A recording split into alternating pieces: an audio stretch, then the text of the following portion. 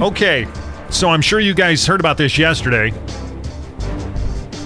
The hunter has quite literally become the hunted. 55-year-old dentist from Eden Prairie, Minnesota, named Walter Palmer, paid $55,000 to go on a big game hunting trip in Africa earlier this month. Now, he's gone on these types of trips before, and whether or not you ethically agree with them, they are legal. They are legal, and they fund a lot of the work you want to see happen with leopards and lions and elephants. They fund it. Except that Walter ended up, what he was doing wasn't legal. He shot and killed a lion.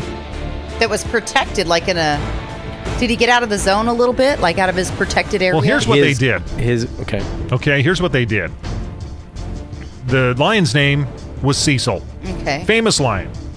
One of the top attractions at a national park in Zimbabwe. Okay. Now, Cecil was the leader of the entire pride of lions, might I add.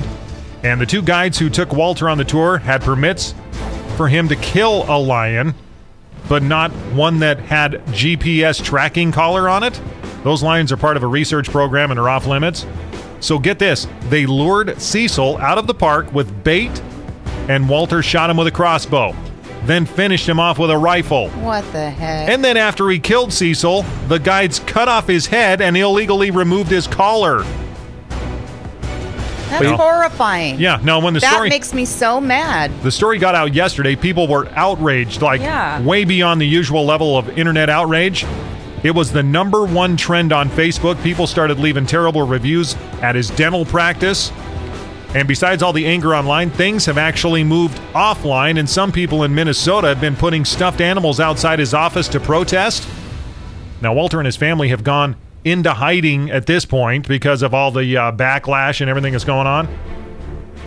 He did issue a statement yesterday saying he had no idea Cecil was famous and, quote, I relied on the expertise of my local professional guides to ensure a legal hunt. Now, that being said, it's not the first time that he's gotten into trouble for illegally hunting. He was caught shooting a black bear outside a hunting zone in Wisconsin in 2006 and then lied to a federal agent about it. He pled not guilty to making material false statements in 2008. Could have been facing up to 5 years in prison, but as far as we know, he didn't serve any time. Now, the fallout from this hunt might not go so well. His two tour guides are going to be in court this week facing poaching charges, and the police in Zimbabwe say that they want to talk to Walter. Now, the Zimbabwe Conservation Task Force says all three could be looking at 15 years in prison for this. Good. Minimum. And I'm going to quote what Sharon Osbourne tweeted yesterday. She said, I hope that hashtag Walter Palmer loses his home, his practice, his money, because he's already lost his soul. I'm glad Sharon weighed in. She's an animal expert. Yeah. She knows She's all about an activist. African She hunting. loves animals. Yeah. Oh, by the way... And you know, the British family, they're big into conservation of animals in Africa, as a matter of fact. How do I know this? Because I follow the royals. So you can hunt them. Well, here's the thing. Here's kind of the... What do you think? You're saying nothing. I think you think it's okay that he shot the lion. It is absolutely okay that he shot the lion. He hired licensed professional guides. He was the head of the whole pride of lions. And the licensed professional guides broke every rule there is.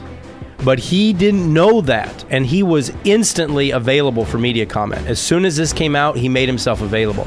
Hey, guys, I got nothing to hide. Here is my license. Here is my receipt.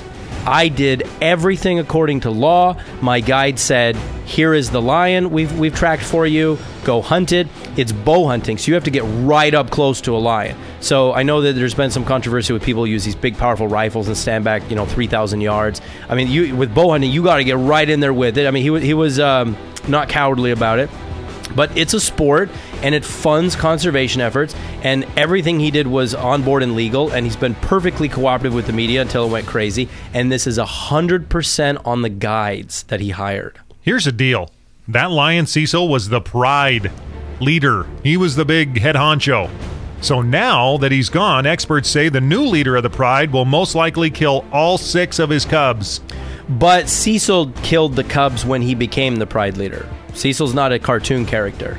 That when lion males take over a pride, they kill all the young cubs, including the pregnant, inside the The cubs inside the females. This whole thing is tragic, and I can't even hardly listen to it because I really I don't think it should be legal at all to do any of that. It's not the dentist's fault. It's not the dentist's fault. But the guy, I mean, it kind of is. If he wasn't out hunting lion, why do you need to hunt a lion? Okay, why? That's a legitimate question. He's not going to eat it. He doesn't need it for food. There's no reason to hunt for the joy of killing animals. That's a legitimate point. But these African countries cannot fund their parks by themselves. Okay, so don't you think he thought it would have been wrong to lure this lion out? Right. I hope those guides go, what did they say, 15 years? 15 years. Yeah, I hope they go all 15 years. They broke every rule in the book. All right. I mean, this wasn't some sketchy back alley operation that this guy chose to save a buck. He was on board. He paid something like $30,000. These guys were all licensed. He has his license from the government. He has his receipt from the government. The dentist did everything right. Okay. So what about all the illegal hunting he's done in the past? I don't know about that because let's face it, a lot of hunters, they're kind of there's a spectrum of how they feel about U.S. Fish and Wildlife policies. I remember my friend having this very professional conversation with somebody who knew he was a reporter as she bragged about baiting bears, where you make a huge pile of candy and wait for them to walk up and shoot them. I mean, she was bragging about this because it was a family tradition. They're doing it every year for like 150 years in the backwoods of Utah. You know, hunters have a spectrum of feelings about rules, and if this guy bended some rules back in Minnesota 6 years ago, I don't know that the hunting community would crucify him for it.